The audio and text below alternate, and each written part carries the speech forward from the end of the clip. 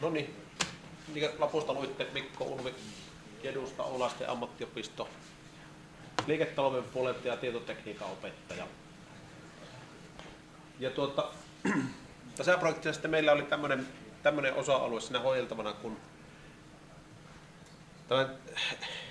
miten saataisiin tätä kaikenlaista tietotekniikkaa hyödynnettyä enemmän työssäoppimisen ohjauksessa. Ja meillähän lähtötilanne oli tämmöinen, että työssäoppimista tietysti on tehty vuosikausia ja siinä sitten tätä raportointia, eli päiväkirjaa on tehty erilaisilla välineillä, on tehty Moodle, on tehty Wilmaan, on tehty sähköpostilla, on tehty jopa paperilla sitä. Ja pääsääntöisesti tuttuja välineitä, suojattuja järjestelmiä, mutta sitten ne huonot puolethan on siinä, että se päiväkirja on yleensä ollut todella lyhyt, ei anna minkäänlaista kuvaa sitä työpaikalta tai lyhkäisimmillä sitä ei ole tehty ollenkaan. Ja no, yksi metallipuolen opettaja näytti työssäoppimispäiväkirjaa, se oli 6 viikkoa oltu ruukin konepäällä työssäoppimassa joka päivän kohdalla oli kirjoitettu, että hitsasin. Maanantaina hitsasin, tiistaina hitsasin, keskiviikkona hitsasin, torstaina hitsasin ja perjantaina hitsasin. Ja mitään muuta ei ollut koko päiväkirjaa kirjoitettu. Eihän siinä niin sanota, kun on vaan tässä sama merkki. Eikö, siinä oli ihan kirjoitettu. Se oli kirjoitettu joka päivä. Kyllä. Yksi toinen esimerkki samasta, niin siellä luki, että poraus. Mä piti kysyä, että itkitkö vai porasit? Joo, tuossa tulee jo tulkinama, hitsauksessa ei tule tulkinama. Ei tule. Sama kuin eilen ja sama kuin viime viikolla.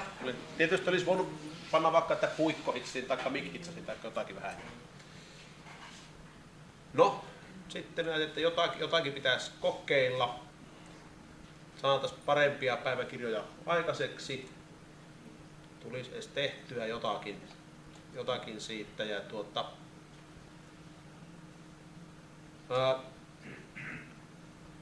lähdettiin miettimään, että otetaan semmoinen laite käyttöön, mikä ne opiskelijoille olisi tuttu laite. Mietittiin, että tabletti, älypuhelin, ehkä sitten myöskin mahdollisuus tehdä vaikkapa sillä työpaikan läppärillä, missä on kamera, sitä päiväkirjaa. Ja sitten sitten mietittiin, että se pitää olla nyt sellainen paikka, että se on opiskelijoille tuttu, mikä sitä tehdään. Tämmöisiä mietittiin ja kokeiltiin, testattiin, että jos tästä päiväkirjasta YouTubeen, Instagramiin, Facebookiin, tekisikö ne sitten oman web-sivunsa siitä päiväkirjasta. Ja sitten päädyttiin, että joku täytyy valita, ei voi kaikkia kokeilla, otetaan blogi sinne. Ja sieltä päädyttiin sitten valitteen tuo WordPress. Blogialustojahan on vaikka kuinka paljon ja siellä on ilmaisia ja on maksullisia alustoja. Päädyttiin tämmöiseen WordPressiin ja osaltaan siitä syystä, että sitä jo käytettiin opetuksessa jollakin tavalla. Sieltä saadaan se ilmaiseksi tietysti, että rehtoria vaivata, kun se ei maksa mitään. Ja sitten siellä on mahdollisuus suojata se blogi sillä tavalla, että sinne ei kuka tahansa pääse katsomaan sitä. Ja siinä ajateltiin sitä suojasmahdollisuutta sen takia, että jos sieltä työpaikalta otetaan vaikkapa kuvia, niin siinä ei tule mitään semmoista tilannetta, että sitten jos sanot, että meiltä ei saa ottaa kuvia. Nyt niitä voi ottaa, niitä voi sinne blogiin siirtää niitä kuvia, koska sinne ei pääse muuta kuin ne, kuka on nyt tämän alustan pääkäyttäjä, työkaveri Haata ja Arto, joka on pääkäyttäjänä. Arto pystyy määrittelemään, että kuka sinne blogiin pääsee käsiksi. Ja perusasetus oli se, että siellä on opiskelijat tietysti itse pääsee siihen käsiksi. Arto pääkäyttäjänä ja sitten ohjaavalle opettajalle oli tämmöinen katseluoikeus ja siihen sitten lisättiin kommentointioikeus myöskin. Ja sitten yksi työpaikkaohjaaja halusi sitten oman käyttöoikeuden ja sitten lisättiin sille työpaikkaohjaajalle. Ja tuolta. Nähdäänpä nyt joku malli, mitä siinä on saatu aikaiseksi.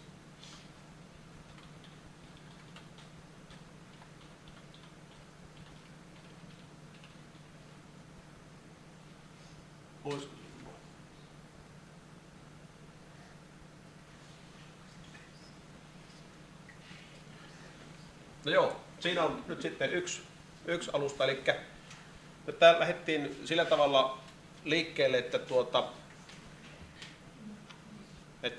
tätä pystyt nyt sitten tekemään tätä päiväkirjaa tänne WordPressin joko sillä omalla kännykällä ja sitten se, että kuka sitä omaa kännykkää halunnut käyttää. Siinä muutama yritti venkkuilla sillä, että pääsisi siitä ohi, että en halua käyttää sitä kännykkää. Otettiin kaapista tabletti, että no otappa sitten tämä 150 tabletti ja teepä sillä se on. Ja zoomataanpa vähän isommaksi sitä. Näkyy paremmin. Siinä näkyy nyt Miki Valtteri Lindholm. On siinä tehnyt päiväkirjaa. Valtterin työsopimuspaikka oli tämmöinen pienkone ja huoltoliike, jolla on verkkokauppa. Ja Valtterin päätyö nyt oli siinä, että hän ylläpiti sitä verkkokauppaa siinä. Kehitti sitä, lisäsi tuotteita, paransi kuvia, korjaili tekstejä, kaikkia tällaista. Ja viime päivinä oli lisää tuotevalikoimaa nettikauppaan siinä. Lisäksi täältä löytyy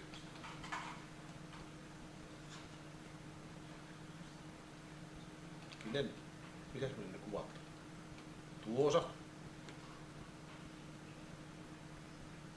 Siellä on muutamia kuvia oltu Husqvarnan myyntipäivillä liikkeenomistajan kanssa. No niin, nyt näkyy tuossakin. Ja nämä on sitten ihan siellä kännykällä otettuja kuvia. No, tässä oli tietysti tämmöinen opiskelija, joka sen varmaan sen päiväkirjan olisi tehnyt vaikka kenkälaatikon kanteen, jos sillä olisi semmoinen väline annettu, että teepä päiväkirja tuohon, niin todennäköisesti Valtteri oli sitä kirjoittanut kuitenkin siihen. Valtteri oli meidän projektin kautta Kiinassa, olimme keväänä työssä oppimassa. Joo. Tuttu poika vie terveisiä. Kyllä. Kerrotaan. Jos nyt nuorille miehille kannattaa tämmöisiä terveisiä viittaa. Otetaan toinen henkilö käsiksi, Julia, joka oli sitten vastaavassa hommansa, eli verkkokauppaa ylläpitämänsä, päivittämänsä siinä paikallisella urheiluliikkeellä. Urheiluliike, joka omistajansa sanoen on Suomen pienin ja köyhin, mutta myyvät verkkokaupan kautta kuitenkin tällä hetkellä yli 3/3 liikevaihdostaan. Ja täällä on sitten tekstiä, kuvia, suunnitelmaa.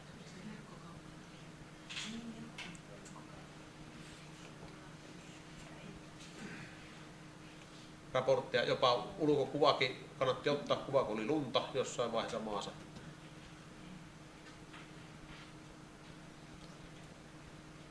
Myöskin erinomainen vähän oli oletus semmoinen, että saapa nähdä minkälaista päiväkirjaa nyt tulee tuolta henkilöltä. Ja sitten voisi näyttää tuossa vielä vaikkapa, pannaan esimerkkinä tuosta oppimispäiväkirja, joka nyt tilanne olisi semmoinen, summataanpa sitä, että tämä henkilö olisi tuskin tehnyt yhtään minkäänlaista päiväkirjaa ilman tätä. Täällä on Niko oli tämmöisessä teotekniikan huoltoliikkeessä ja siellä on yksinkertaisesti asennussettejä, tietoturva ja muuta hommaa. mainosvideoiden tekemistä, kloonausta. Kuitenkin tämmöiseltäkin opiskelijalta saatiin jonkinlainen päiväkirja tulemaan sieltä, koska muuten olisi jäänyt tekemättä, voisi ottaa käytännössä ihan kaikki.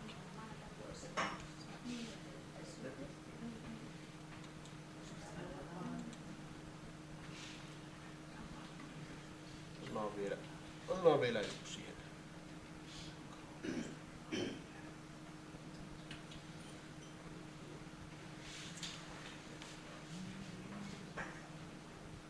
No ei pannakaan, kun ei muista osoitetta. Ei pannakaan enää mitään.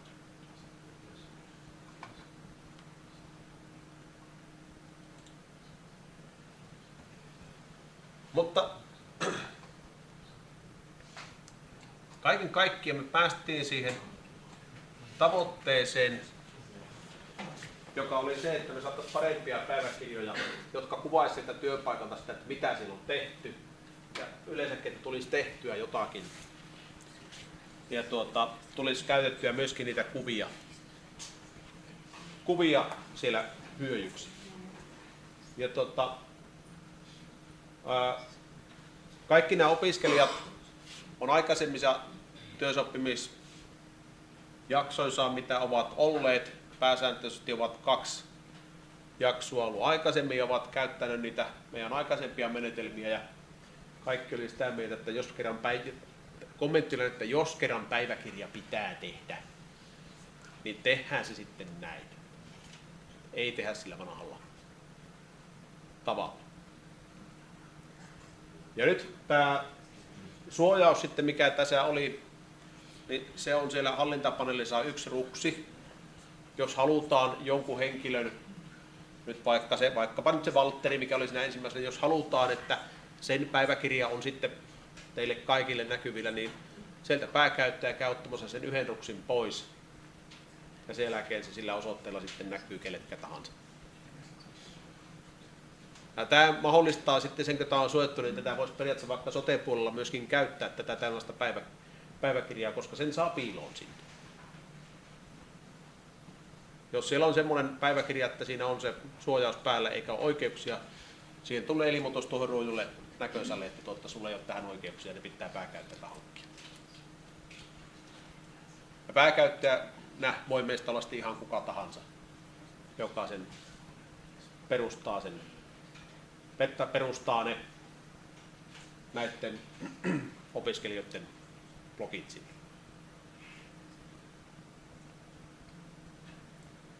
No, tällaisia suojauksia saattaa löytyä muistakin blogeista, mutta tätä nyt yhtä nyt kokeiltiin ja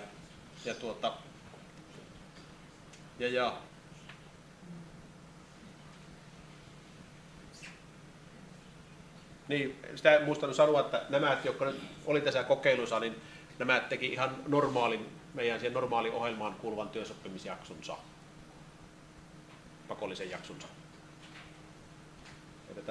Että tämä voisi nyt soveltaa sitten, olipa se nyt minkälaista tahansa se työsoppiminen, niin aivan samalla pystyy soveltamaan ja pystyy soveltamaan nyt sitten. Ja sen kummempia laitteita ei tarvitse se jokaisen opiskelijan, lähes jokaisen opiskelijan taskusta löytyvä älykännykkä riittää siihen, kun niissä jonkunlainen käytännössä näilläkin kaikilla opiskelijoilla, jotka oli mukana tässä, niin oli tämmöinen datapaketti maksettuna siihen kännykkäänsä, että siis kiintiällä kuukausimaksulla, että siinä vaikka tänne nyt sitä kuvaa ja vaikka videota olisi työtänyt tulemaan, niin se ei ole sen kummempaa maksua tehnyt kuukaudessa. Ensimmäinen kommentti ensimmäiseltä kollegalta, kun tätä puhuttiin, niin oli se, että no kukas maksaa ne datamaksut sitten? Pitääkö ne koulun maksaa, vaikka kenenkään ne pitää maksaa? Ja eikä oikein mennyt perille, kun yritettiin selittää, että no ei tästä nyt, jos on kiintiä maksu kuukaudessa, niin ei siitä tule mitään ylimääräistä kellekään. No sitten vielä joka työpaikalla oli käytössä langaton verkko, jota kautta sen olisi voinut sitten myöskin sieltä tabletilta siirtää ne kuvat ja tekstit taikka kännykältä siirtää sen työpaikan verkon kautta. Ja niihin oli kaikilta työpaikoilta kysyttiin sitä asiaa, että saako käyttää ja kaikki lupasivat, että totta kai saa käyttää, kun heillä se langaton verkko tuossa on olemassa. käyttöä vartenhan se on hankittu. Ja tietysti jos olisi sellainen se työtehtävä, että sitten liikuttaisiin jossain ulkopuolella työkohteessa tai muissa, niin periaatteessa joka paikasta, mistä se kännykän signaali löytyy, niin löytyy sitten myöskin mahdollisuus käyttää tätä. Eli tämä on semmoinen rehtoriystävällinen malli, tämä ei oikeastaan maksa mitään. Tätä tohtiin suoraan ehdottaa. Pidätte nyt siellä omalla koululla sitten valtavat suunnitelmat ja rehtori menette esittää tätä lopuksi, että niin tämä ei muuten maksa mitään. Saako kokeilla? Todennäköisesti saako. Joo. Mä heti ajattelin aluksi, että mulla on varattu puolen tunnin puheenvuoro, mutta kun se on viimeinen iltapäivä, niin kaikki on kauhean tyytyväisiä, kun lopettaa vähän aikaisemmin.